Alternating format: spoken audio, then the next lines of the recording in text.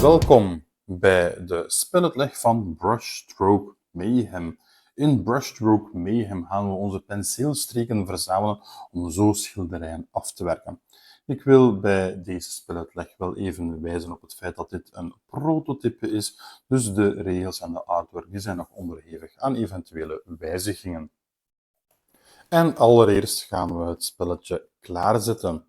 In het spelletje zijn 3 typen kaarten. We hebben onze penseelstreken, onze gewone schilderijen en dan hebben we schilderijen die bestaan uit 4 penseelstreken. Je kan dit zien aan de 4 icoontjes aan de achterzijde, of aan de voorzijde beter gezegd, en ook hier aan de achterzijde. Deze kaarten halen we even uit het spel. De inspiratiefiches die leggen we in het midden en elke speler die ontvangt 4 penseelstreken, ziezo, en 2 inspiratiefiches. Dan gaan we 3 kaarten openleggen. Dit is het aanbod of de markt.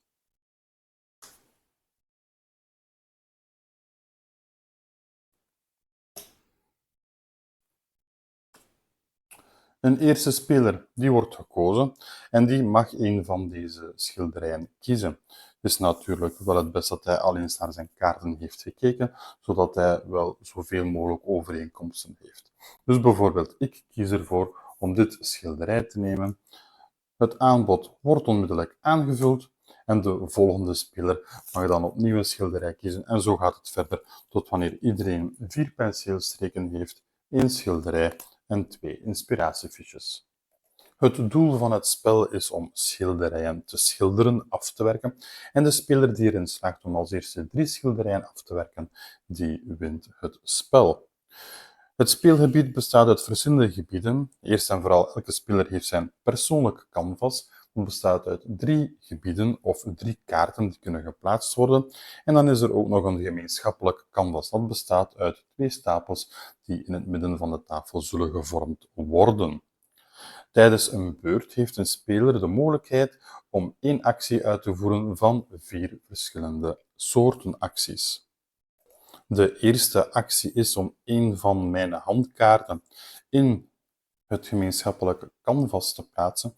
Ik mag dan 1 nieuwe penseelstrook of streek nemen en ook 1 inspiratiefiche.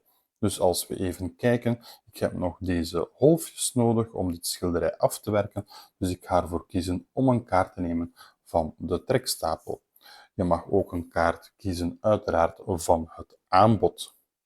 De tweede soort actie is om een kaart te plaatsen in je persoonlijk canvas. Dus je plaatst die ergens in je spelersgebied en je draait die dan ook open. Dan krijg je wel geen nieuwe penseelstreek en ook geen inspiratiefiche. De derde actie is het plaatsen van 1 van je penseelstreken uit je hand en je plaatst die in het gemeenschappelijk canvas. Je neemt de kaart die zich bovenaan de stapel bevindt van het gemeenschappelijke canvas, maar dus de andere stapel, en je mag die onmiddellijk in je persoonlijk canvas plaatsen. En de vierde actie is het spenderen van je inspiratiefiches. Je mag er zoveel spenderen als je wil en op eender welke manier als je wil. Een penseelstreek die kost 1 inspiratiefiche en een nieuw schilderij die kost er 2. Wanneer je deze hebt betaald, komen deze terug in de gemeenschappelijke voorraad. En ik zal er bijvoorbeeld voor kiezen om dit schilderij te nemen en om een kaart te nemen van de trekstapel. Op het einde van die actie worden dan de kaarten opnieuw aangevuld indien nodig. Na de actie mag een speler controleren of hij of zij een schilderij kan afwerken. En in dit geval is dat nog niet zo, maar laten we even veronderstellen dat dit kruisje of deze donkerblauwachtig paarse penseelstreek zich in het gemeenschappelijk canvas bevindt, dan zie je ook aan de symbolen dat ik dit schilderij kan afwerken. De gebruikte penseelstreken, die neem ik gewoon op en die komen dan op een aflegstapel terecht. Dit schilderij heb ik afgewerkt, Dus dat leg ik hier in mijn gebied. En deze 3 kaarten die heb ik dan nog in hand. Dus als je een schilderij afwerkt, mag je zowel gebruik maken van je persoonlijk canvas als van het gemeenschappelijk canvas. En zo gaat het spelletje verder tot wanneer iemand erin slaagt om 3 schilderijen af te werken. Nu, als je al voldoende het spelletje hebt gespeeld, dan kan je er wel nog enkele extra regels aan toevoegen. Zoals je ziet bij onze kaarten hier in de rechterbovenhoek zijn er nog enkele effecten. Nu, elke kleur heeft een verschillend effect en je kan dit ook terugvinden hier op deze Player Aid. Speel je bijvoorbeeld een rode kaart, dan mag je met 1 inspiratiefiche 1 schilderij trekken. Speel je een groene kaart op onze gemeenschappelijke stapels van het canvas, dan mag je 2 schilderijen trekken en mag je er ook weer 2 afleggen. Speel je een zwarte, dan ga je 2 penseelstreken nemen van het aanbod of van de trekstapel. Speel je een roze kaart, dus met de bol, dan ga je 1 penseelstreek nemen van de andere stapel van het shared canvas, van het gemeenschappelijke canvas. Speel je een bruine kleur, dus zoals het kruisje hier, dan krijg je 2 inspiratiefiches. Speel je een gele kaart, dan ga je de volledige stapel discarden en krijg je 1 inspiratiefiche. Speel je een blauwe kaart, dan ga je het effect gebruiken van de kaart die zich daaronder bevindt. En speel je cyaan, dus met de golfjes, dan ga je de aangrenzende penseelstreek veranderen met een penseelstreek die je op handen hebt. Nu, dat is één manier om het spelletje een beetje te wijzigen. Daarnaast kan je er ook voor zorgen dat je een soort disruption of een verstoringsregel invoert. En dat is wanneer een speler een schilderij wil voltooien, dan mag de speler rechts daarvan een kleur spelen die in dat schilderij voorkomt.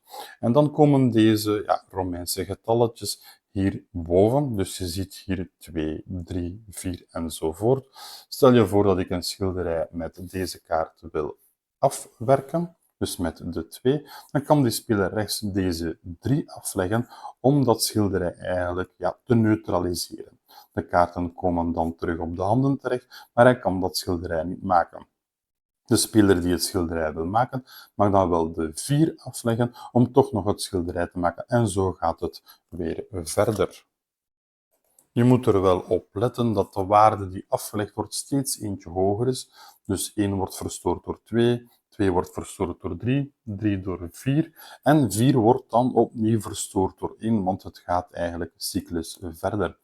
Slaagt de speler erin om het schilderij te verstoren, dan komen deze kaarten op de aflegstapel terecht. Maar wint dan de speler die het schilderij wil maken, dan gaat hij uiteraard het schilderij maken. En dan hebben we nog deze kaarten in omloop. En die kan je er ook aan toevoegen. Dus als een speler erin slaagt om 3 schilderijen te maken, dan krijgt hij willekeurig 1 van deze schilderijen. En dat is dan een schilderij dat bestaat uit 4 kleuren. De speler die er dan in slaagt om als eerste het schilderij met 4 kleuren af te werken, die wint dan het spel. Ziezo, dit was onze speluitleg van Brushstroke Mayhem. Als je dit soort content graag bekijkt, vergeet dan niet om een likeje achter te laten of om je te abonneren op ons kanaal. Lees ook zeker onze geschreven review op spellendreef.be. Bedankt om te kijken.